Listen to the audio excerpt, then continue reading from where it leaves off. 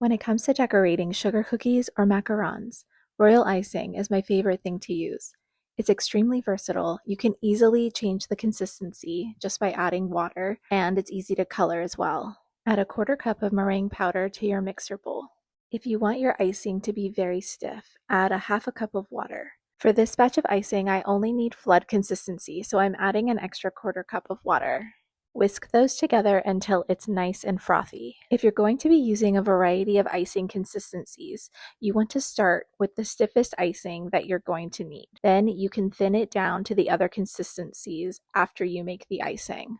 Pour in an entire 2-pound bag of powdered sugar. This is about 907 grams. Using the paddle attachment on your mixer, turn it on to low speed. When the powdered sugar is starting to incorporate, you're going to add in 1 tablespoon of vanilla extract and 1 tablespoon of light corn syrup. The last ingredient we're going to add is about 1 tablespoon of white gel food coloring. Adding this helps to prevent color bleed, and it gives you a nice white base, which is better for adding other colors. Continue to mix the icing on low speed for 10 minutes. After 10 minutes, your icing is ready to use. Make sure that you keep it tightly covered with a layer of plastic wrap directly on the surface to prevent it from drying out. And you can start putting the icing into smaller bowls to color it and to make it the right consistency for decorating. I'm starting with my white icing, and I'm adding about a quarter of a teaspoon of water at a time and mixing that in until I get it to a flood consistency. The easiest way to talk about a royal icing consistency is by how many seconds it takes for it to develop a smooth surface after you run your spatula through the middle of it.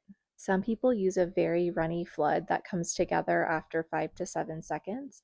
I prefer using a flood icing that comes together in about 10 to 12 seconds. If you thin down your icing too much, you can add a little bit of powdered sugar to thicken it back up.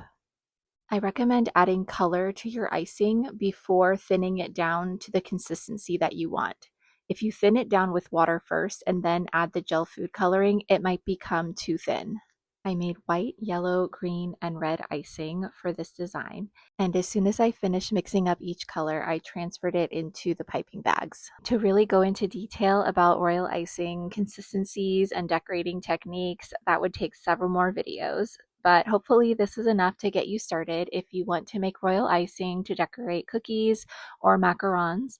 I did share my sugar cookie recipe in a previous video, so check that out if you're interested. And let me know if you want to see more sugar cookie decorating content. Thanks for watching.